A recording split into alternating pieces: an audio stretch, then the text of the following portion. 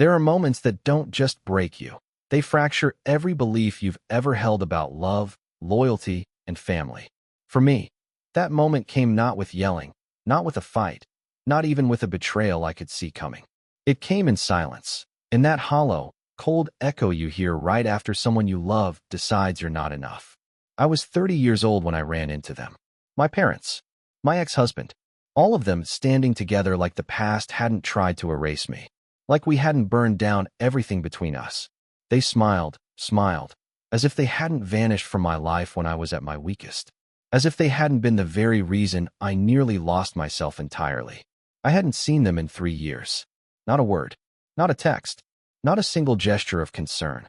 And now here they were, standing there, looking at the baby stroller I was pushing.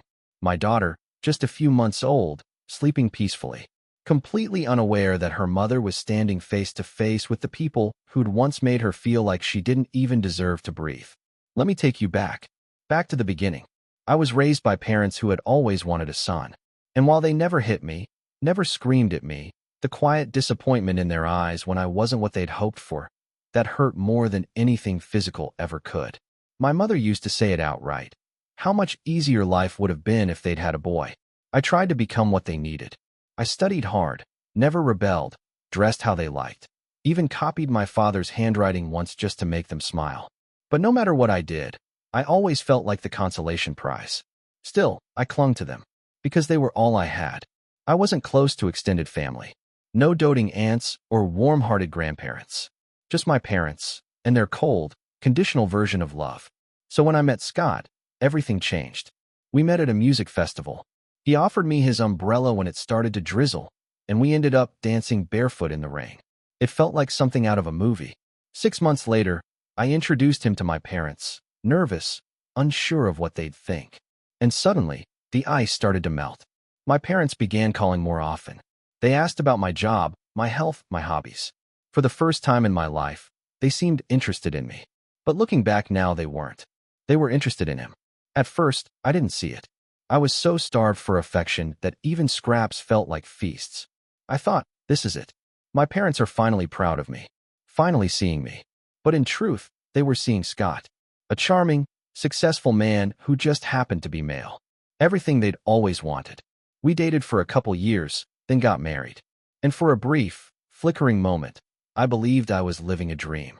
We had a cozy apartment, Sunday morning pancakes, late-night movie marathons, and for once, I felt like maybe life wasn't out to punish me. But 6 months into our marriage, the questions began. So, when's the baby coming? My parents asked it casually at first.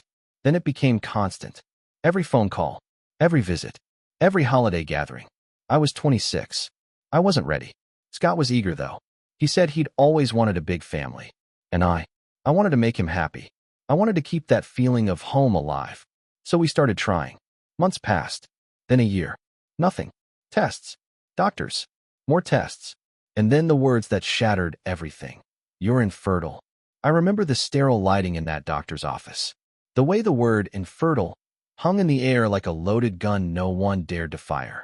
The doctor was kind, sympathetic, even, but no softness in the world could dull the blow of being told that your body will never carry the child you've already imagined in 1,000 daydreams. I stared at the medical report in my hands, hoping that if I read it again, the words would somehow rearrange themselves into something less final. But they never did. Scott was with me. He didn't say much on the drive home. He just gripped the steering wheel a little too tightly and kept his eyes on the road.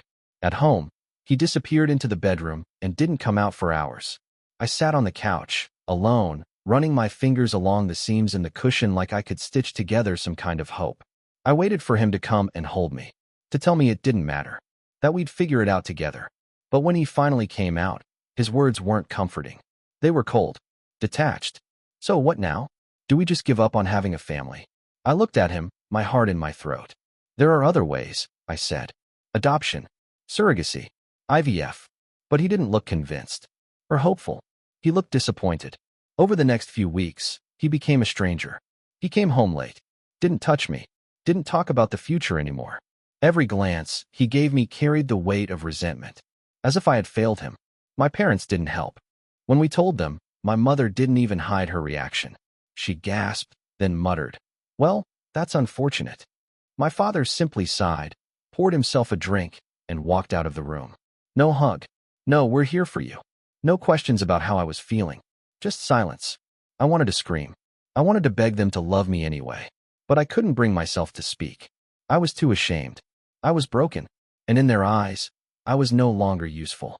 Scott filed for divorce 3 months later. He didn't even wait for a full year to pass after the diagnosis. One night, he came home with that expression I'd come to dread, tight lips, avoiding eye contact. He handed me an envelope. Inside was a single-page letter from his lawyer. No discussion, no second chances, no fight to save what we had. Just goodbye. I need a family, he said quietly. And you can't give me that. I stared at him, shaking. I am your family. He just looked at me like I was speaking a foreign language. He left that night, packed a duffel bag, and didn't even say goodbye to our dog. Within 2 weeks, my parents stopped calling. When I reached out to my mother, she answered coldly. "You can't expect Scott to waste his best years," she said. "Men want heirs." Then she added the one line that I will never forget. "You can't blame people for moving on when you've got nothing left to offer." That was the day I realized I had lost everything. My marriage, my parents, my entire identity. All because my body couldn't do what there's expected of it. I spent the next year spiraling. I deleted every picture of Scott. I stopped answering the door. I lived on cereal and frozen meals. I cried so hard one night, I burst a blood vessel in my eye. And through it all, the silence from the people who once claimed to love me was deafening. But something in me refused to die. Some part, buried deep beneath the shame and grief, whispered, "This isn't the end. It's the beginning of something new." And that whisper saved me. That whisper inside me, it got louder. Louder than the grief. Louder than the guilt. Louder than the silence I'd been drowning in. One morning, I looked in the mirror and saw a version of myself I didn't recognize, hollowed out. Eyes dim, hair in tangles, soul barely clinging on. And then it hit me. If they gave up on me, fine. But I won't give up on myself. That same day, I walked into a fertility clinic. My legs were shaking, my voice unsteady. But I was there. Alone. Determined. I asked about every option they had. It wasn't easy. I didn't have family cheering me on. I didn't have a supportive partner holding my hand. I had savings, doubt, and a desperation to not let their rejection define my future. IVF with a donor. That's what it came down to. A path people whispered about, judged, called unnatural. I didn't care. I wasn't doing this for their approval. I was doing it for the little girl I used to be. The one who used to cradle dolls and dream of being a mother, not because anyone told her she had to, but because love was the only thing she ever truly wanted to give. The process was brutal. Hormones, injections, pills that made me dizzy and sick. I cried almost every night, not from pain, but from fear that it wouldn't work. I went through 2 failed cycles. Each time, I sat in the clinic's restroom with my fists clenched against the sink, begging myself not to collapse. "You can do this," I whispered. "You have to do this." On the 3rd cycle, I got the call. Pregnant. I sat on the floor of my living room, clutching the phone to my chest, sobbing. Not just out of joy, but out of pure, soul-deep vindication. They said I wasn't enough, that I'd never be a mother, that I had no purpose if I couldn't give birth the way they wanted. And now, I was becoming a mother, on my own terms. 9 months later, I held her in my arms. Her name is Arya, and the first time I looked into her eyes, those wide, searching eyes with a tiny furrow in her brow, I felt everything they'd stolen from me come rushing back tenfold. Purpose, strength, unshakable love. No man gave her to me. No family member stood by me. I did this. I created this miracle. And for the first time in my life, I finally felt whole. I didn't need their forgiveness. I didn't need to be reaccepted. I had something better. I had Arya. Those first few months were the hardest and most beautiful of my life. Sleepless nights, messy diapers, bottles at 3 a.m., lullabies sung with a tired croak. But all of it was magic. And I made a promise, right there in the quiet of our small apartment. No one will ever make you feel unworthy. Not like they did to me. You'll grow up knowing your worth, because I'll show you mine. I didn't just become a mother. I became the kind of woman I used to believe didn't exist. Unapologetically strong, fiercely independent, full of grace even when the world tried to erase her. And then, the past came knocking. It was a crisp spring afternoon. Arya had just turned 2. She was running through the park in her little red boots, giggling as she chased bubbles I was blowing toward her. Her curls bounced with every step, her laughter echoing like music across the grass. I remember thinking, this is my reward. This joy. This moment. And then I saw them, standing a few feet away. My mother, my father, and next to them Scott. I froze. Everything inside me turned to ice. Arya kept playing, unaware of the tidal wave that had just crashed into the edges of my world. They stood there awkwardly, as if unsure how to approach. As if they hadn't abandoned me when I needed them most. As if we could just pick up where we left off. My mother spoke first. "Hi, sweetheart." Sweetheart. The nerve. I didn't respond. Just stared. She looked older. My father, too. And Scott? He looked empty. Like life had taken its shine from him. "We heard you had a baby," my father said. "A girl." I raised an eyebrow. "You heard? What? Did a relative remember I existed?" My mother flinched. "We didn't know how to reach you. You disappeared." "No," I said coldly. "I was discarded."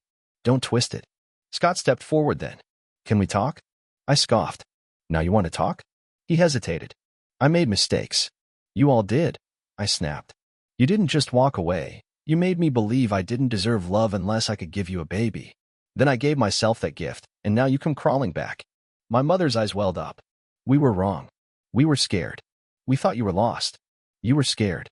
I repeated, laughing bitterly. "No. You were ashamed. Ashamed that I wasn't the daughter you wanted. Ashamed that I didn't fit your picture of a perfect family.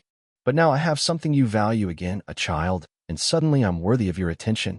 Scott lowered his gaze. "I never stopped thinking about you," he said quietly. "I made the biggest mistake of my life." I looked him straight in the eye. "You didn't make a mistake, Scott. You made a choice. You chose to leave, to erase me. And now that I've found happiness without you, you're uncomfortable with the fact that I never needed you in the first place." Arya ran back to me then, arms outstretched. I scooped her up, holding her close. "This is my daughter," I said. "Her name is Arya. She is my world, and I will not let any of you poison it." My mother wiped away tears. "Please, just let us be a part of her life. Of your life." I stared at them. Then, softly, I said, "You weren't there for me when I was broken. You don't get to be here now that I'm whole." They stood frozen, and I walked away. That was the last time I saw them. I don't hate them. I don't wish them harm. But I've learned that blood isn't what makes a family. Love does. Presence does. Loyalty does. And I will teach my daughter that she is enough. That her worth is never tied to what others demand from her. That she comes from a woman who chose herself when no one else would. I didn't just survive what they did to me. I transcended it.